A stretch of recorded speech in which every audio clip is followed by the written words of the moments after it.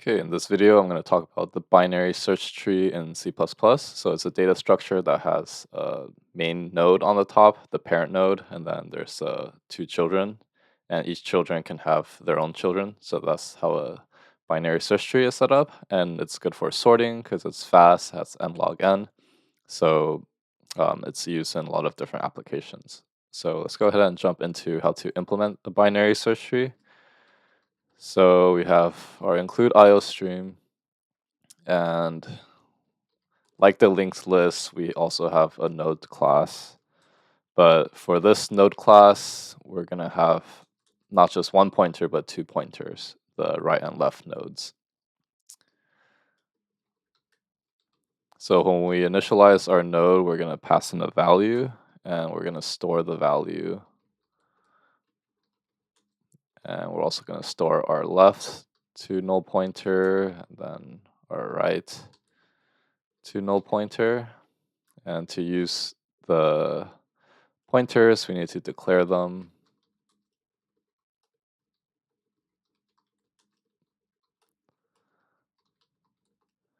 Okay, so that's a simple node class here. Now with the node class, we could actually use it inside our binary search tree class. So we're gonna make a binary search tree.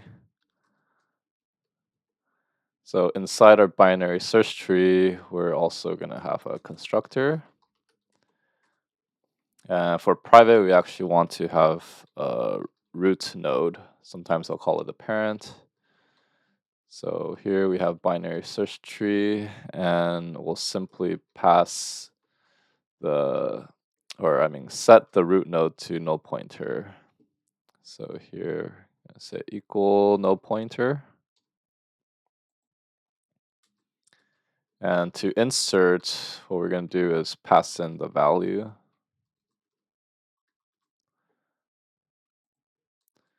So the logic is this: we want to first check if the binary search tree is empty. So if root is pointing to a null pointer, what we want to do is set the root to point to a new node, and we pass in the value to it and just exit. Okay, so otherwise, if the tree is not empty, we want to do something else. So we're going to create a temporary node called cur and point it to our root. And we're going to run a while loop that, we want to in this case, we want to maybe have it in numerical order, so lowest to biggest. So we would have to compare the values to see where it should fit inside the tree. So while true, we're going to have an infinite while loop here. And we'll have some conditions inside to exit based on where we're at.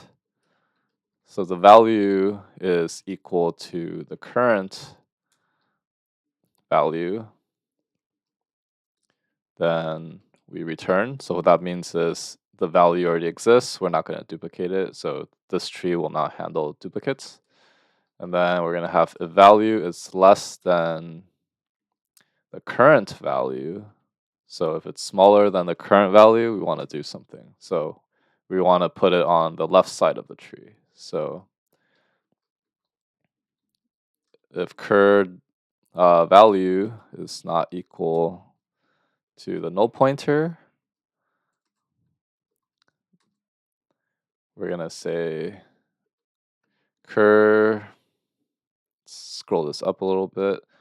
We're going to say cur equals to cur left. So basically it's saying the value right here. Okay, so value is less than the current value, and this should be left here. And if the left node pointer is not null, then we want to keep incrementing to the other left one, okay? And then else. Otherwise, what we want to do is say cur left. We want to set the left one. So we're going to keep going until we hit a null pointer. And then if it's less than, we want to put it inside. So we're going to say new node, value, and then return. Okay, so we check if the value is less than the current one, and if so, we keep going. And then once we reach the end where it's not pointing to anything, we put the value in.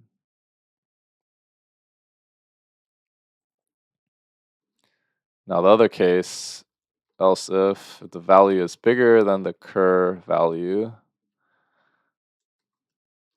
what we want to do is if cur right, if the right value is, or the right pointer is not null, then we'll take some action. So if it's not null, then we want to keep pointing to the right one. Otherwise, we're going to say the current right pointer is equal to our new node, and we pass in value, and then we exit.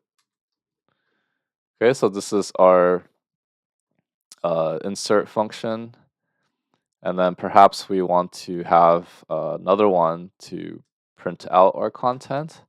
So we're going to do a in order print, and we're going to pass in our current node. So in order print just means it'll print in order. So we're going to use recursion to execute this. So we're going to say if cur node equals null pointer, then we want to exit out of this call. And inside we are going to recursively call in order prints and then pass in cur node left. And then after we call that, we want to output cur node value and then print a new line. And then here we're going to call in order again. But now we're going to use the right value. Okay, so that's how we would implement an in order call. So, or in order prints, I should say. And here we have an int main, or main function, going to return 0. So inside we're going to create a binary search tree called BST, and we're going to insert, say insert 1, and let's add in some new numbers. Let's say 1, 2, 3. And we could do in order print, and we're going to pass in the root. So here we actually want the root. We're going to make the root public for now. Otherwise, we'll need to have some sort of get function. But let's just go ahead and run this. And you see it prints out 1, 2, 3. Okay, and then we could do some other functions to check if a value exists. So we could have a find function. So in here we could say a bool find and then pass in the value that we're looking for and the starting node. And it should be bool, not boo. So inside here we have cur node. If it's pointing to null, then we're going to return false. Otherwise, the value is equal to cur node, we're going to return true. And then else if value is less than cur node value, we're going to recursively call return find and then pass in value cur node left.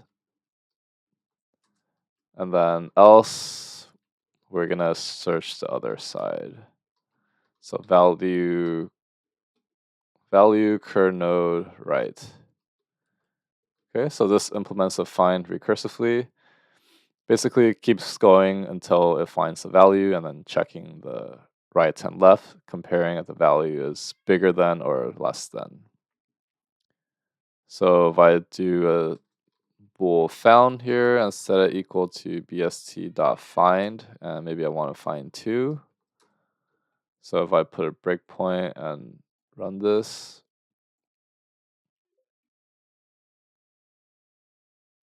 mm, 1 second. Okay, so we actually need to have pass in our root node here. So after we do that, we could start debugging. And you can see that found is true because 2 is inside our tree. Okay, so that's how you would use the find function, and then maybe you could also implement some other things that could find the smallest or biggest value. So we could have a int find min and pass in, not mine, min. And you could pass in a node star called cur node. And inside we're gonna say if cur node equals a null pointer, we'll return some large value to show us an error. And I can say while cur node left value is not the null pointer, we're gonna set cur node equals to cur node left. So basically keep going to the left. And then we're gonna return cur node value. Okay, so that's how you find a minimum. And if you want to find a maximum, it's gonna be very similar. So it's gonna call this max. So pretty much you have left here. The only difference is it's gonna be right. Okay, so that should give us our find max and min.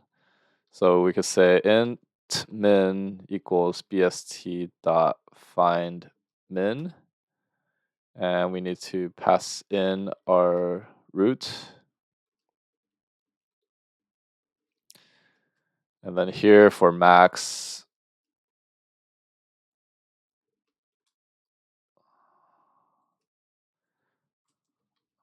and then max. So if I run this in debug, we should see our results. Min is 3, max is 3, and that looks good. Okay, so that's how you implement a binary search tree in C++. If you found this video helpful, give a like and subscribe, and I'll see you in the next one.